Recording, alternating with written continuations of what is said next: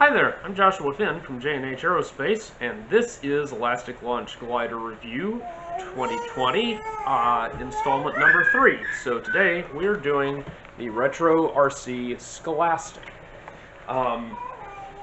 So far in this series we have reviewed 2 airplanes, one which is radically different from last year, the Guru glider, one that's the same as last year, the Steven Zero glider. And this airplane is putting up amazing times for me. It's doing about 20 seconds from 20 feet. So, good airplane. This one, I got it flying well, but we saw some issues with the kit that got me kind of ticked off. It's not optimal for low ceilings. I'm frankly only getting in the mid-20s from this from higher altitude. I've had some issues, I can't seem to get it to deliver more than that. Is what it is. So, kind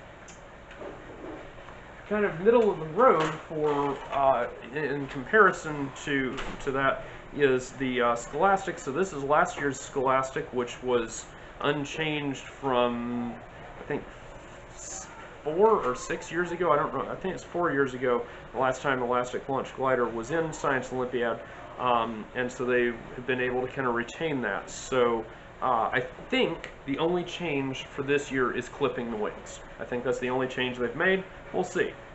This is a pretty good airplane. It will do 20 seconds from 25 feet, something like that. Doesn't transition quite as snappily as the Guru glider or something like that. And it's been a solid performer. So, from there, we are going to move on to building out the kit. There are a lot of jigs included here, and I have the jigs from last year, so I'm not going to molest those this time around. Okay, so we're going to go ahead and pop this kit open. Like I've said, Retro RC puts out good kits. I've liked everything they do, order from them on a regular basis. So what we'll do is we'll pop this guy open. This is listed as part of their Campbell's Custom Kits lineup, which is a long-standing legacy line of kits. And we'll go ahead and flip through. So nice little handout, printed in color on I guess on an inkjet printer. Yeah, it's on an inkjet printer. So that's an expensive way of doing it. See here, they're saying to trim for right on it. Cool. They've got all the cool jigs, and we'll get into those in a little bit. This is basically Chuck Marcos's design, and so he has his own particular way of going through things. Plan patterns are full size, which is kind of becoming a scarce thing nowadays. And yeah, so all the details are listed here. It's a good set of plans that shows basic trim and whatnot. So, looks to me, if I'm correct, you're seeing me doing this live, obviously. Yeah, it looks like all of the jigs remain the same.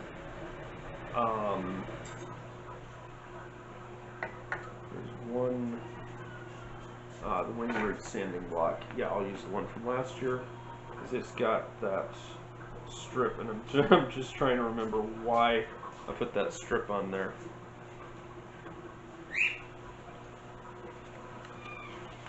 I don't know. Oh, it's for holding the block out a little ways. Okay, got it.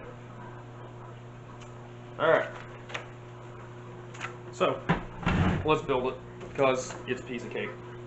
I just gotta make sure I keep up with. This is the old kit.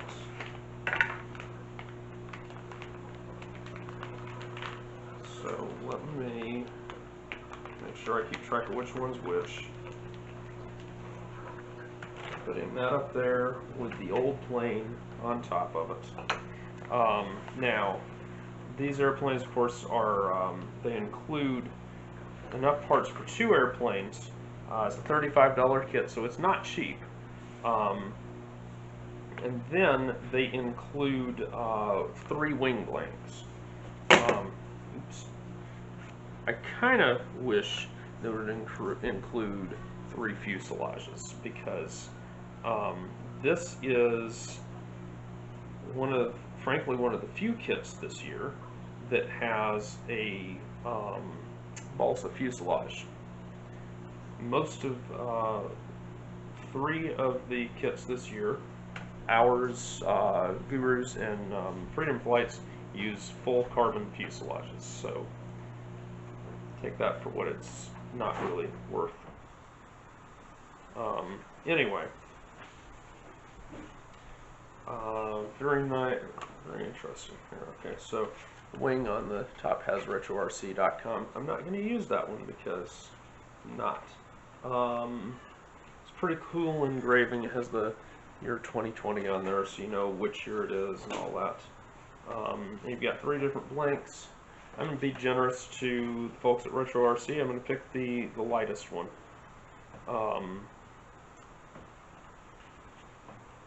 And then someday I'll probably give the kit away, or I don't know.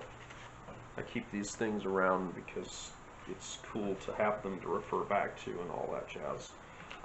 Okay, so if you want to really see detailed build on this, watch last year's video, because seriously guys, it's the same.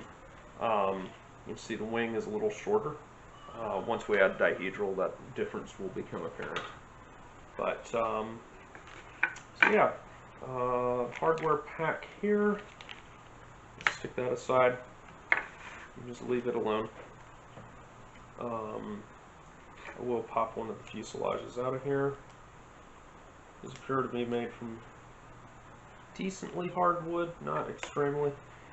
Look, if you're not careful with this airplane, you're going to break the fuselage, and that's just the way it is. That's why those of us that are doing, that are really hot and heavy into Science Olympiad kit development, we're getting pretty aggressive with composite fuselages and all that, because we're tired of breaking airplanes, and the students are too. But the wood is good straight grain quality. The airplane should build fairly light. I think they say it will build about, I don't know, 3.0 to 4.5 grams, so they don't really know. Does anybody really know? I don't know. And what we'll do is we'll pop to the little catapult, doohickeys out, and all that being said, it's time to go ahead and get my act together and split this wing in half. I am not going to airfoil the wing. I don't think it even says to do that in here. I'll check when I have time. The reason I'm saying not to is, frankly, you're at risk for it getting kind of fragile. I have flutter issues with mine. I'm not going to rubber band this wing down just because I've done this more than once before. What we're doing is we're curving this wing around this jig, and like I said, look at last year's video and you'll understand how, why, wherefore, etc.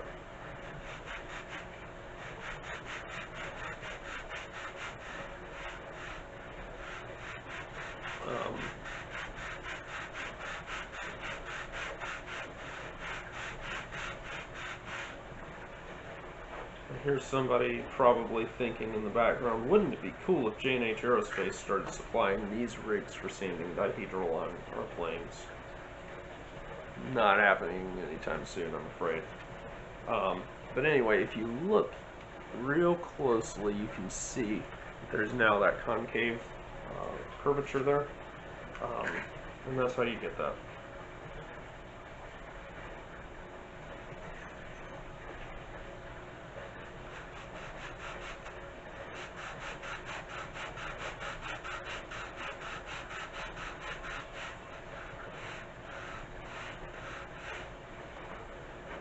And that's got that one.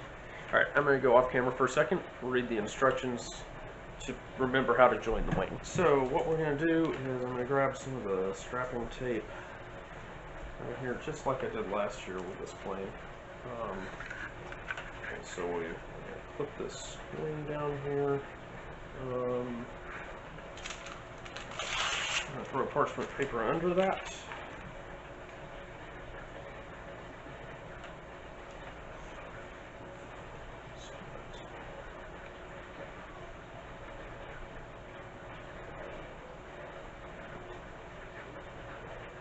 There we go.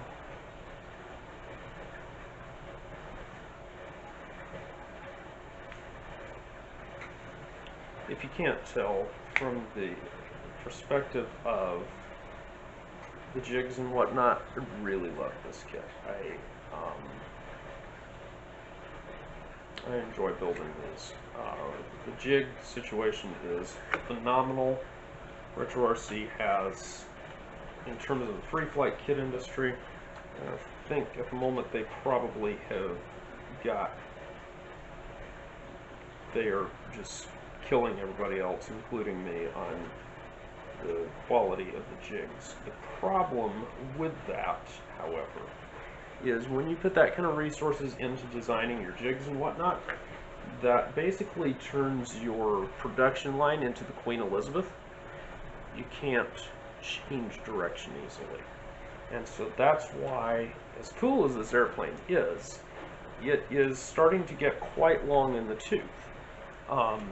And it's getting long in the tooth because it can't easily be updated, because they've sunk a lot of resources into it that they simply can't, you know, every season turn around and, oh, well, we're going to dump everything and develop a completely new design.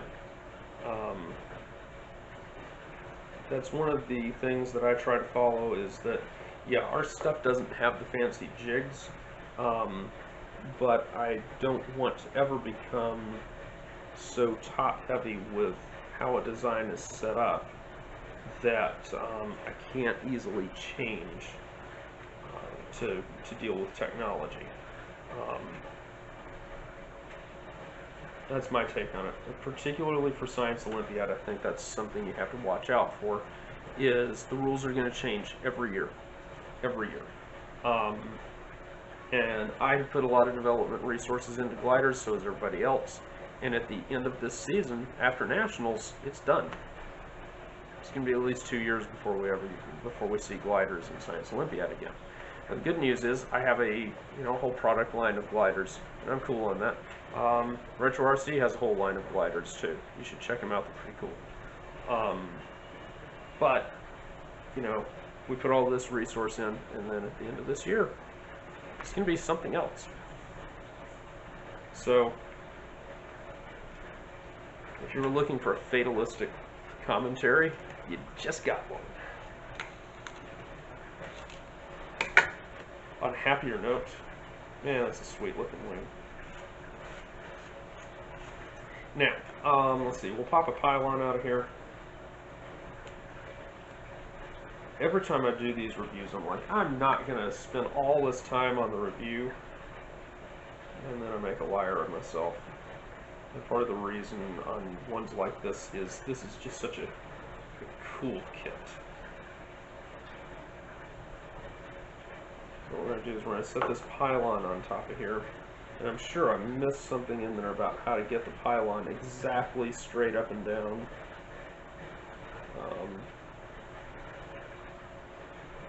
Yeah, whatever. The pylon has an engraved center of gravity mark on it, and arrows telling you which way to point forward, because it actually angles down to keep the wing at nearly 0, all that cool stuff. And honestly, most of that is Chuck Marcos's doing. So, I'm sure there's a better way to do this than what I'm doing, but at least I'm having fun with it. I'm just trying to guesstimate for you exactly how this is done in the kit. Bottom line is you're supposed to pin this or block this down. Sorry guys, I can't do it that way, and here's why. I'm more concerned about fore and aft alignment than I am stab tilt.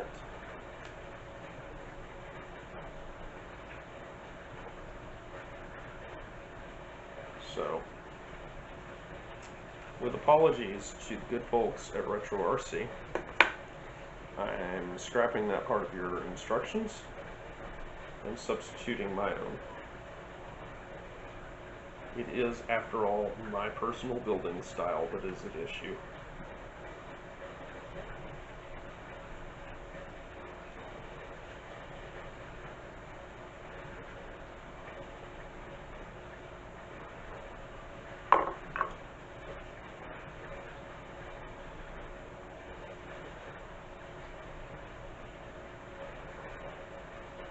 One thing to watch with this airplane is the wings tending to warp and whatnot, and I have got a warp in this one. It is one of those George Perryman lucky warps that have got washout on the left side. But yeah, watch out for that. So we'll set our wing aside and we'll pull out the tail. I'm trying to remember, did they say to sand it?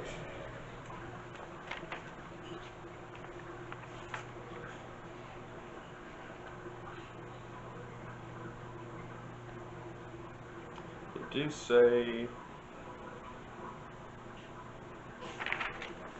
to sand the edges. Hold on 1 second here, there's one other thing I want to check.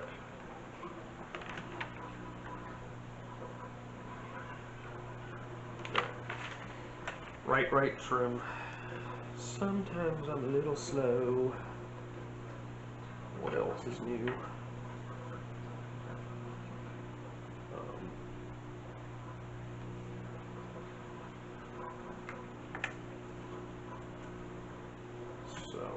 Sand block. Trying to be a good little boy and follow the instructions. Doesn't always work. Again, good quality wood in here, on par with what we use, or trying to use in the proteges. I've actually started having to hand select the wood for the proteges because we've been having trouble with them building out too light. Had a fella show up with a 2.5 gram bone stock protege invitational recently. Obviously that caused an issue, and that's when I said, okay, we're going to start weighing every sheet of wood that goes into these because I want to try to avoid that. Good news is that means you can buy the protege and use it for Cat 2 AMA flying, which is that's pretty cool.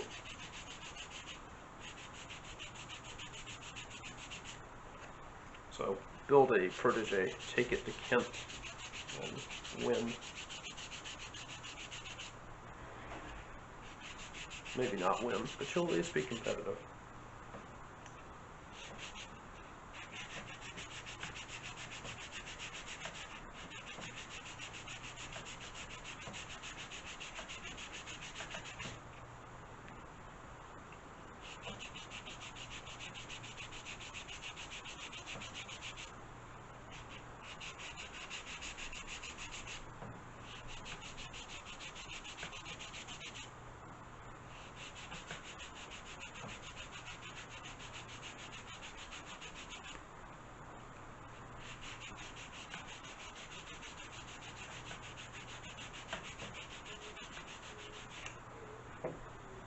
Alright.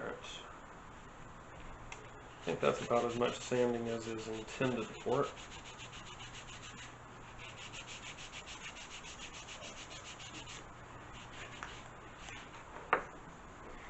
So, there are some alignment marks here and all that jazz. Yada yada yada. They do say to sand a bevel for stab tilt. I'm not going to, simply because that interferes with trimming the airplane for me. It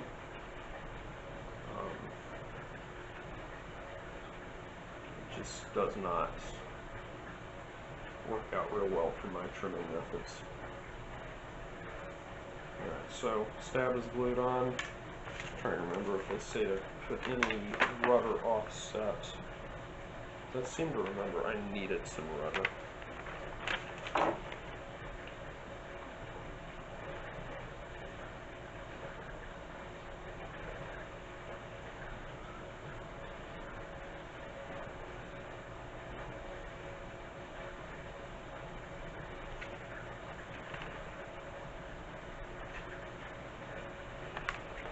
I'm not seeing it.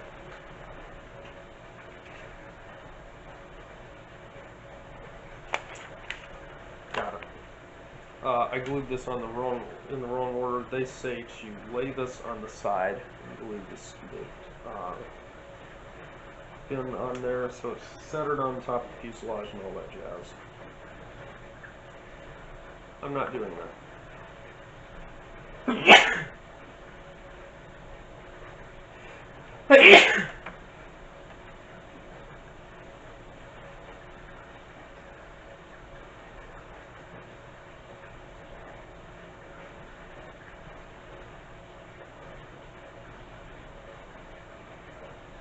I did glue it on with a little bit of right rudder offset. Next hat trick, and we're almost done because that's how easy these are to build.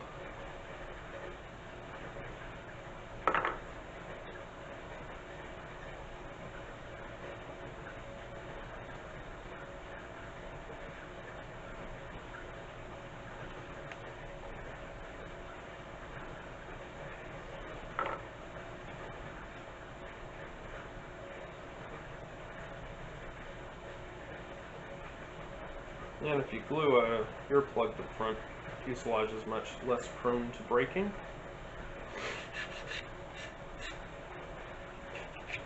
Just a little tidbit to throw out there. Alright, fuselage is done, so the next thing we do is mount up. There's actually a little centerline mark thing here for fuselage that kind of...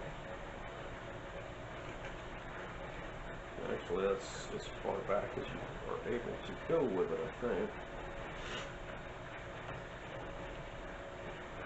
Yeah.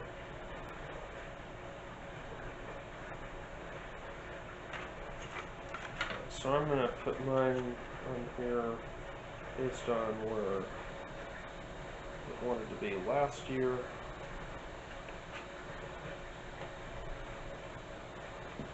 And what I'm going to do is just tape it to get the CG about right, and we're actually nose heavy.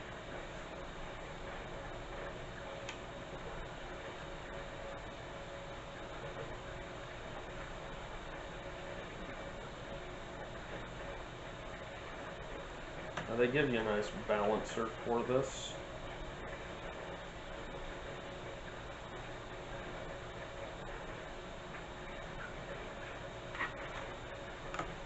Which even you're supposed to put that little doohickey back there. Set your plane in the balancer.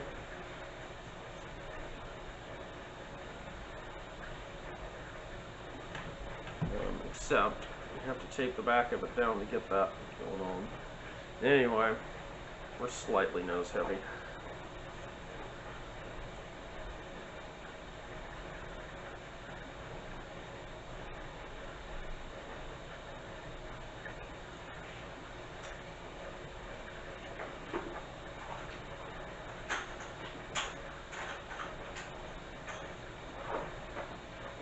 So to those of you wondering about should you tape or not to tape, I think it adds another point of failure to the airplane. However, I do know that Stan Hoodenbaum does do this on his high ceiling gliders. As I recollect, he does not do it on low ceiling because weight is of the essence. Now, my problem here is my glider balancer is not deep enough for this plane. I don't know if this year's version is any different. It doesn't look like it is. So, guys at Retro RC, your balancer doesn't fit the planes this year. I thought it fit the ones last year.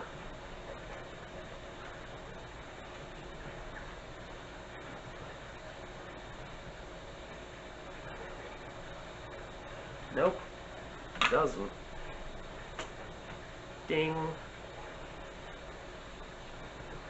That can be fixed, but not cool. Alright, CG is where it belongs. So, plane's done. Let's find out what it weighs. So what we'll do is we'll start with last year's airplane.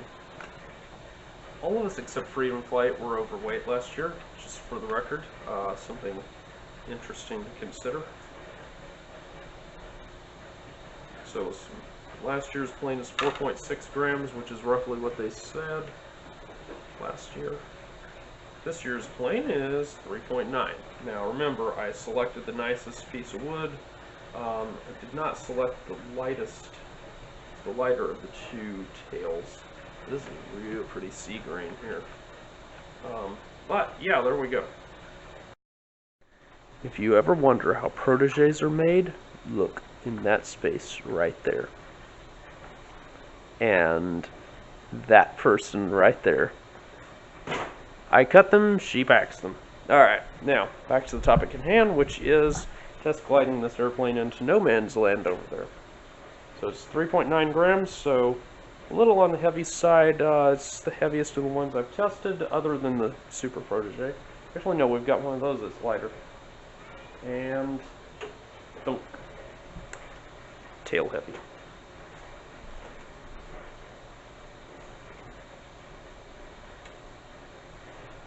I'm just going to slide the wing back a little bit.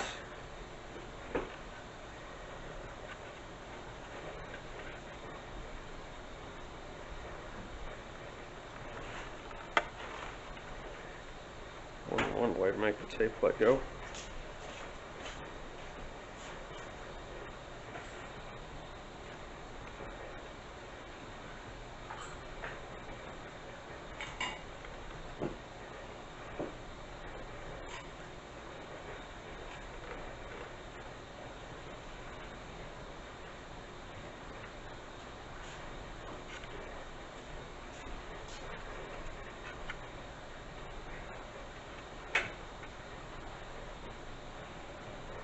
Alright, take two.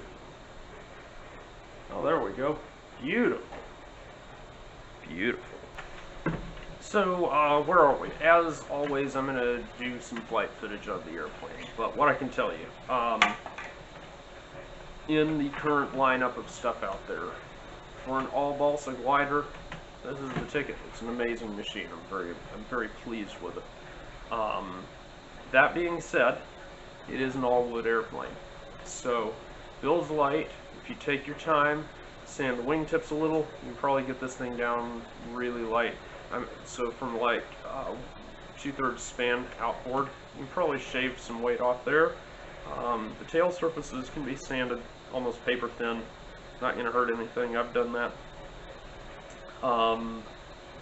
Not really any other places that you can save weight, so bear that in mind.